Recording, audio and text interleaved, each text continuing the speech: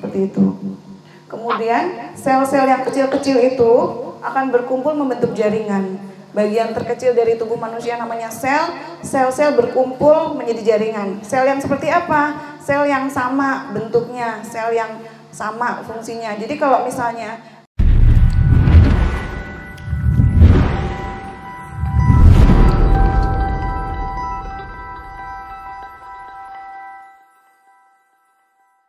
di sini, ini pertama kalinya saya datang ke Lombok. Senang sekali bisa berada di tempat yang seindah ini gitu, dikelilingin oleh gunung-gunung. Kalau kita mau belajar anatomi, sebetulnya saya menyiapkan beberapa materi sebetulnya, tapi kata panitia tentang anatomi, jadi oke, saya akan menyampaikan tentang anatomi. Kalau kita mau belajar anatomi sendiri yang benar-benar full seperti yang saya miliki, yang ilmunya seperti saya miliki itu di kedokteran kuliahnya 4 semester, ada anatomi 1, anatomi 2, anatomi 3, anatomi 4 gitu. Dan ini saya dikasih waktu nggak tahu berapa jam, jadi kayaknya bakalan agak-agak ngebut, agak-agak cepet gitu. Mudah-mudahan dari yang ngebut, dari yang cepet, dari yang saya ringkas-ringkasin itu, mudah-mudahan adalah sedikit yang nyangkut di kepala gitu. Karena sebagai terapis kita akan bertemu banyak sekali orang, kita nggak tahu pasien kita itu orang medis atau bukan, orang yang ngerti kedokteran apa bukan, orang yang ngerti anatomi atau bukan. Dan kalau kita sebagai terapis, pasien bertanya ke kita, klien bertanya ke kita, dan kemudian kita salah menjawabnya, itu kayaknya malu gitu loh, kayaknya malu. Jadi perlu tahu, walaupun nggak sampai detail. Kalau seorang dokter misalnya ada tangan patah nih, ada tangan ada tangan patah, kemudian ditunjuk, ada kan di dalam bagian tangan yang patah itu akan bermunculan banyak sekali pembuluh darah, akan banyak sekali serat-serat syaraf. Itu dari patahan tangan dicomot satu gitu, kita sudah harus tahu ini syaraf apa namanya. Padahal dari itu banyak sekali serabut-serabut saraf. Tapi kan kalau Bapak Ibu nggak perlu sampai sedetil itu. Jadi bismillah, mudah-mudahan dari yang waktu yang diberikan kepada saya ini, mudah-mudahan ada yang nyangkut walaupun sedikit. Saya Dokter Ririn udah tahu ya, Dokter Ririn Hariningsih. Ini juga luar biasa. Soal nama ini kemarin tuh yang di luar sana, Ririn siapa itu? Ririn Ahdiati gitu kan. Saya langsung protes ke panitia, itu bukan nama saya gitu kan. Terus kemudian baru diganti di sini. Di sini sudah betul, nama Ustadz yang salah. Nama Ustadz jadi triple R. Nggak apa-apa. Yang penting niatnya baik. Yang penting panitia, saya benar-benar mengapresiasi panitia, luar biasa kerja kerasnya, luar biasa sambutannya, luar biasa jamuannya. Alhamdulillah, semoga Allah balas berlipat ganda pahalanya. Langsung ya. Anatomi itu dari bahasa Latin ana dan tomi. Ana itu bagian, tomi itu mengiris. Dari asal katanya itu, tapi intinya anatomi itu adalah ilmu yang mempelajari struktur tubuh manusia. Kalau fisiologi dari fisis dan logis, intinya adalah kalau fisiologi itu ilmu yang mempelajari cara kerja organ. Anatomi struktur tubuh manusia, kalau fisiologi cara kerja dari masing-masing organ manusia. Struktur tubuh manusia itu bagian terpaling kecilnya itu disebut dengan sel. Sel itu kita nggak bisa lihat dengan mata telanjang, itu harus dengan mikroskop untuk bisa melihat sel ya, bagian terkecil yang menyusun tubuh manusia. Tuh, setiap sel itu beda-beda bentuknya. Sel syaraf beda dengan sel mata, sel tulang beda dengan sel sperma, sel darah merah beda dengan sel darah putih. Setiap sel mempunyai bentuk yang beda-beda, seperti itu. Kemudian sel-sel yang kecil-kecil itu akan berkumpul membentuk jaringan. Bagian terkecil dari tubuh manusia namanya sel, sel-sel berkumpul menjadi jaringan. Sel yang seperti apa? Sel yang sama bentuknya, sel yang sama fungsinya. Jadi kalau misalnya sel darah merah, dia nggak bergabung dengan sel darah putih. Sel darah merah dia hanya bergabung dengan sel darah merah. Begitu pula sel kulit Sel kulit mukosa pipi misalnya itu beda tempatnya dengan sel kulit kaki, nggak bisa bergabung gitu. Jadi sel-sel bergabung dengan yang sama bentuknya, sama tugasnya membentuk jaringan. Contohnya tadi ya, kulit wajah, kulit telapak kaki sama-sama kulit tapi beda struktur selnya, maka dia nggak bisa bergabung. Ini macam-macam bentuk sel kulit tuh. Kemudian jaringan demi jaringan akan membentuk organ. Organ tuh macam-macam. Ada organ jantung kita adalah organ, otak kita adalah organ, paru-paru adalah organ, mata organ, telinga organ, alat kelamin organ ya. Itu adalah kumpulan dari jaringan yang mempunyai fungsi khusus. Di atas jaringan adalah sistem. Sistem itu kumpulan jaringan yang fungsinya khusus, lebih khusus lagi. Misalnya sistem saluran pencernaan itu hanya mengurusi masalah pencernaan dari mulut sampai tenggorokan, sampai ke lambung, sampai ke usus, sampai ke anus. Itu sistem terdiri dari organ-organ yang tadi itu. Begitupun sistem saluran pernafasan itu terdiri dari organ-organ yang mengurusi sistem pernafasan dari hidung ke paru-paru sampai ke bronkus gitu ya, beda-beda sistem. Ini adalah nah ini adalah bagian dalam yang saya bilang organ tadi, ada otak, ada paru-paru, ada liver, ada usus dan sebagainya. Kemudian ini semua dilindungi oleh tulang. Ini ada tulang tengkorak melindungi otak, tulang dada ini melindungi bagian yang ada di dada, melindungi yang ada di torak. Ada jantung, ada paru-paru, ini semuanya adalah organ-organ lunak yang dilindungi oleh tulang ya. Kemudian tulang ini dibungkus lagi oleh otot, yang merah ini adalah otot. Ini kemudian kalau hanya ada organ, hanya ada tengkorak, hanya ada otot, maka nggak bisa berfungsi tubuh kita. Maka diperlukan peredaran darah. Peredaran darah untuk menghidupkan fungsi organ ini perlu peredaran darah. Karena peredaran darah ini yang memberikan nutrisi dan oksigen ke semua organ. Ya, kemudian selain itu juga ini adalah saraf, yang kuning ini adalah syaraf. Selain dibutuhkan pembuluh darah, dibutuhkan juga syaraf untuk menggerakkan semua fungsi organ ini. Dan ini adalah pembuluh limfe yang hijau. Garis besarnya begitu. Tubuh kita, tubuh manusia itu enggak hanya padat full dari kepala sampai ke kaki berisi benda-benda padat, barang-barang padat, enggak, tapi ada rongganya. Ada rongganya ya, ada rongga tengkorak, rongga dada, rongga perut, rongga panggul. Nah, ini yang belum. Ini yang di atas ini adalah rongga tengkorak. Rongga tengkorak ini di dalamnya ada otak. Otak itu enggak melulu hanya sesuatu yang lunak dan putih padat gitu. Otak itu di dalamnya ada cairannya. Namanya cairan cerebrospinal, ya. Cairan cerebral. Kalau Bapak Ibu pernah melihat anak dengan hidrosefalus, itu cairan di dalam rongga otaknya itu berlebihan karena ada pembuntuan dari ventrikel di dalam otak sehingga cairannya nggak bisa mengalir, sehingga terus terproduksi tapi nggak bisa mengalir sehingga membesar kepalanya gitu ya. Ini rongga tengkorak ini, rongga kepala kita ini terhubung langsung dengan sumsum tulang belakang. Ini adalah sumsum tulang belakang, kelihatan nggak dari belakang ya? Kelihatan ya. Jadi enggak otak kita kemudian terbuntu di leher gitu, enggak, tapi betul-betul ada saluran langsung yang menghubungkan antara otak dengan tulang belakang. Ya, ada saluran langsung ini terhubung. Jadi apapun yang terjadi di otak bisa berefek di tulang belakang. Apa yang terjadi di tulang belakang bisa terjadi efek langsung, akibat langsung di otak begitu. Karena memang ada salurannya langsung.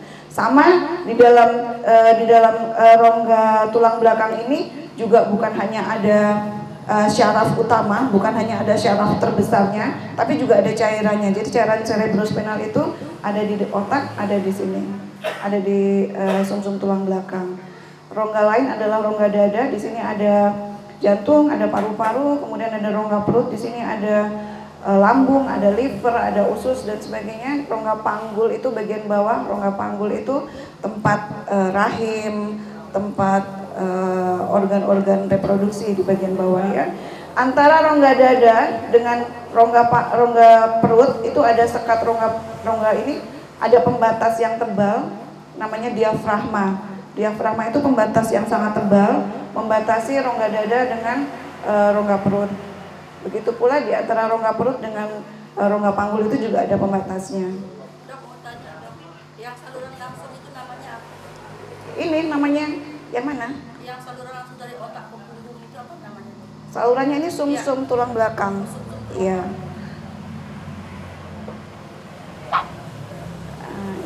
Kita belajar sistem rangka dulu. Sistem rangka itu adalah sistem yang mendukung tubuh untuk bergerak. Terdiri dari tulang, terdiri dari otot, sendi, ligamen, tendon, dan tulang rawan. Ini adalah bagian-bagian dari organ tubuh yang mengakibatkan tubuh kita bisa bergerak ya.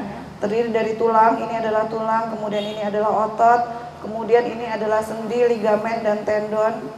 Nih, tendon itu adalah jaringan yang menghubungkan antara otot dengan tulang. Jadi otot dengan tulang itu ada sambungannya, namanya tendon. Nah, tendon ini bisa mengalami cedera, misalnya sobek, misalnya putus gitu ya, bisa mengalami cedera sehingga sambungannya dengan otot dengan tulang terputus. Ini adalah bukan hanya di tulang-tulang besar, di tulang-tulang kecil seperti jari-jari tangan itu juga ada tendon-tendon kecil-kecil seperti ini, ada ligamennya, ada tendonnya. Oke, ini adalah tulang tubuh manusia. Ini tampak depannya, ini tampak belakangnya. Nggak perlu dihafal semuanya, sekedar tahu aja ini tulang kepala, ini tulang dada, ini tulang iga, ini tulang panggul, ini tulang paha, ini tulang kaki. Tulang kaki ada dua ya, tibia dan fibula, tulang betis dan tulang kering. Begitupun tulang bahu. Ini tulang lengan atas itu ada satu, tulang lengan bawahnya ada dua, radius dan ulna. Ini jari-jari. Ini adalah ruang lingkup pekerjaan kita sebagai terapis otot punggung. Ruang lingkupnya ada di tulang belakang, di punggung ini. Ini adalah belikat kiri, belikat kanan, dan ini adalah tulang belakang. Ini adalah kosta atau iga, dan ini adalah tulang panggul. Fungsi sistem rangka itu apa?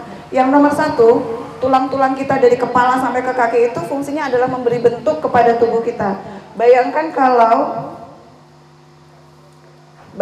kalau tubuh kita hanya terdiri dari otot, nggak ada tulangnya, itu akan, kalau bahasa Jawanya, tubuh manusia menjadi ngelemprek. Apa ngelemprek ya? Ngelemprek itu letoy.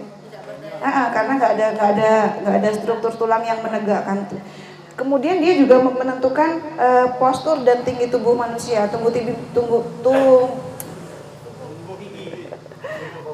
Tinggi tubuh. Tinggi badan manusia itu, tinggi tubuh manusia itu ditentukan oleh tulang-tulangnya itu. Makin seseorang mempunyai genetik tulang-tulang panjangnya itu panjang, maka makin tinggi tubuhnya. Kemudian menunjang pergerakan tadi dengan bantuan otot, dengan bantuan tendon. Kemudian yang enggak banyak diketahui orang, bahwa tulang itu adalah pabrik dari sel darah merah dan sel darah putih di sumsumnya, ya. Jadi sel darah merah dan sel darah putih itu diproduksi di sumsum tulang. Itu banyak yang nggak tahu. Kemudian dia juga menyimpan cadangan lemak. Cadangan lemak Bapak Ibu itu disimpan antara lain di dalam tulang, di dalam tulangnya. Kalsium dan fosfor, lemak itu disimpan di dalam tulang. Kemudian di tempat melekatnya otot dan melindungi organ-organ tubuh. Tulang tengkorak melindungi apa? Otak. Tulang iga melindungi apa? Ya, tulang iga melindungi organ-organ di dada, jantung, paru-paru. Nah, ini lebih detailnya. Ini adalah tulang belakang manusia yang normal seperti ini. Ini adalah daerah servikal, ini daerah torakal, ini daerah lumbal, dan ini adalah daerah coccygeus, dan ini adalah osakrum. Jadi servikal ini ada servikal 1 sampai servikal 7, kita biasa menyebutnya C1 sampai C7. Tulang servikal 1 itu disebut juga tulang atlas, itu adalah tulang leher kita yang paling mentok di atas, merupakan pembatas antara kepala dengan leher. Ini dia bentuknya paling beda karena dia paling lebar. Nah, ini adalah servikal 1. boleh belajar menghafalnya dari situ, servikal 1, 2 sampai ke 7. Servikal 7 itu betul-betul melekat dengan torakal 1. Dia betul-betul nempel dengan torakal 1. Torakal 1 ini adalah tempat melekatnya iga teratas ya, tempat melekatnya iga nomor 1. Terus sampai torakal 12. Nah, kemudian di batas paling bawah torakal 12 itu adalah tulang lumbal. Ada yang tanya, "Dok, lumbal atau lumbar?" Nah, ini sering banget saya ditanya begini setiap kali pelatihan. Jadi secara ilmu kedokteran, secara ilmu medis, secara ilmu anatomi, nama tulang seluruhnya ini dari atas ke bawah ini adalah vertebra. Ini adalah tulang vertebra. Dari atas ke bawah ini semuanya vertebra. Kemudian nama resminya di daerah sini ini adalah vertebra cervicalis 1, vertebra cervicalis 2 sampai 7. Dan di daerah lumbal ini nama resminya di buku anatomi itu adalah vertebra lumbalis 1, vertebra lumbalis 2 sampai ke 5. Lumbal pakai L. Tapi untuk menyebut daerah di sekitar sini kita menyebutnya daerah lumbar. Nama resminya tulangnya namanya vertebra lumbalis 1, 2, 3, 4, 5 gitu. Tapi daerah di sini disebut daerah lumbar. Oke, begitupun os sacrum dan os coccygeus. Oh, ada tadi apa ya? Ini adalah tulang belikat, ini ada tulang belikat, ini tulang bahu. Oke, apa ya?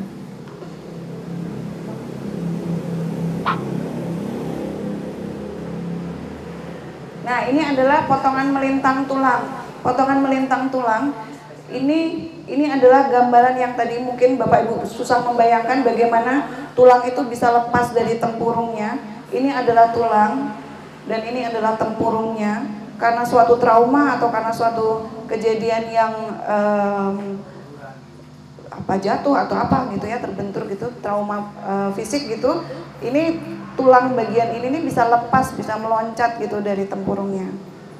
Tulang itu berongga-rongga seperti ini, bukan berongga-rongga biasa. Di dalamnya ada tempat produksi sel darah merah, sel darah putih, tempat penyimpanan lemak. Nih, yang bulat-bulat ini adalah tempat penyimpanan lemak yang disebut sumsum kuning gitu. Ini adalah sumsum merah, tempat produksi sel darah merah. Kemudian kenapa kalau patah tulang itu ada tulang yang kemudian ketika patah itu dia kemudian betul-betul bisa menyambung dan hidup lagi. Ada yang kemudian tulangnya harus rusak kemudian mati dan diamputasi karena terlambat menerapi dan sebagainya. Karena di dalam tulang ini ada pembuluh darahnya, Bapak Ibu. Tulang kita tuh nggak melulu hanya barang padat keras begini, ada pembuluh darahnya. Inilah pembuluh darah inilah yang menghidupi tulang, yang memberi tulang ini makanan, yang memberi tulang ini oksigen melalui pembuluh darah ini, arteri dan vena di dalam tulang. Semua tulang ada arteri dan venanya, gitu ya. Kalau arteri dan venanya putus, tidak dapat tersambung lagi ke dalam tulang, itu tulangnya mati karena dia nggak mendapat asupan nutrisi dan oksigen. Ini tadi apa ya? Oh, ini adalah otak melindungi, fungsi otak melindungi, fungsi tengkorak melindungi otak ya. Ini fungsi tulang-tulang di daerah dada dan punggung melindungi jantung dan paru-paru.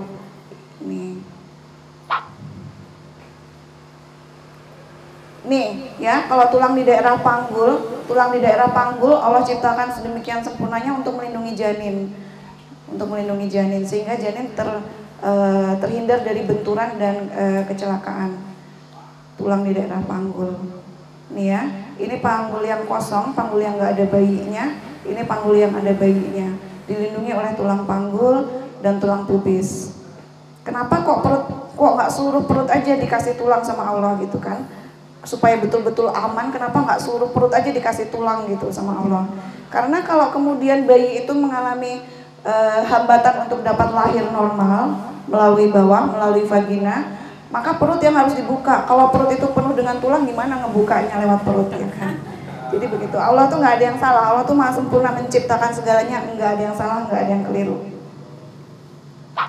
Apa aja kelainan tulang yang bisa kita temukan? Ini adalah skoliosis. Skoliosis itu adalah membeloknya, berbeloknya tulang belakang enggak lurus seperti ini. Lihat perbedaan tinggi belikat kiri dan kanannya. Ini adalah lordosis atau tulang yang melengkung ke atas begini. Ini adalah kifosis, tulang yang melengkung ke dalam begini. Ini adalah osteoporosis. Osteoporosis itu kita sering banget dengar, tapi mungkin nggak paham apa itu osteoporosis. Yang bilang adalah tulang kropos, tulangnya menjadi lembek. Enggak ya, tulang osteoporosis itu tulangnya tetap sama, tetap keras. Yang berbeda adalah komposisi di dalamnya. Tadi kan saya bilang bahwa tulang itu adalah tempat atau bank untuk menyimpan kalsium, fosfor, dan lemak. Maka ketika tulang itu mengalami osteoporosis, kadar kalsium dan fosfornya yang berkurang, komposisi mineralnya yang berkurang gitu. Tetap keras dia, tapi di dalamnya udah nggak ada. Kan namanya bank itu ketika suatu saat tubuh kita butuh, maka diambil dari tulang. Tubuh kita udah lama nggak minum susu nih, udah lama nggak makan makanan yang mengandung kalsium. Tubuh kita lagi bilang, otak lagi bilang ke tubuh kamu butuh kalsium, udah lama nggak ada kalsium masuk gitu kan.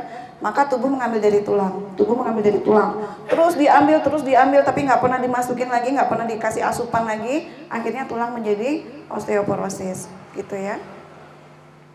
Ini adalah polio itu lumpuh ya, lumpuh layu kedua kaki, sama tulangnya betul-betul nggak bisa bertumpu. Kemudian otot ini, nah ini adalah gambar-gambar otot. Menyumbang sekitar, tubuh kita tuh 40% berat badannya disumbang oleh otot. Makin gede otot, makin besar berat badannya. Ini adalah otot. Jadi ada 3 macam otot. Otot yang gambar otot yang paling atas ini adalah otot rangka. Otot rangka itu otot yang bisa kita perintahkan untuk bergerak. Otot tangan, ayo kamu nulis, dia nulis. Otot tangan, ayo kita bikin gini. Nah, itu otot tangan semua tuh. Otot kaki, otot mata, ayo kedipkan mata. Itu otot-otot yang bisa kita perintahkan untuk bergerak. Ini adalah otot jantung. Otot jantung kita nggak bisa perintahkan untuk bergerak. Jantung kamu istirahat dulu sebentar, nggak bisa. Atau jantung ayo kamu lebih cepet dong kerjanya, nggak bisa. Ini adalah otot jantung yang kerjanya adalah otomatis. Dan ini adalah otot otot halus atau otot polos. Nih otot halus atau otot polos, dia ada di bagian dalam organ dan di dalam pembuluh darah. Ini sama seperti otot jantung, nggak bisa kita perintahkan untuk melakukan sesuatu. Otot misalnya otot di lambung, ayo dong lambung kamu sabar dong, jangan gini-gini terus nanti belum waktunya makan nih misalnya gitu kan. Nggak bisa, dia kalau udah waktunya makan dia akan kontraksi minta diisi gitu ya, nggak bisa kita hentikan karena bekerjanya otomatis, bekerja atas perintah otak dan sesuai dengan kebutuhan tubuh. Beda dengan otot rangka, kita bisa perintahkan. Ini otot rangka di badan. Ada yang badannya kayak gini? Ada yang badannya kayak gini? Mudah-mudahan ya, mudah-mudahan nanti kayak gini. Ini otot muka, ya gitu. Ini otot jantung, jantung kita seperti ini Bapak Ibu. Dan ini adalah lapisan otot di luar jantung, ini lapisan otot di dalam jantung.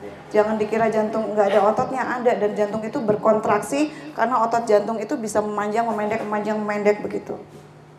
Ini otot polos tadi yang tidak bisa kita perintahkan. Ini adalah otot polos pembuluh darah.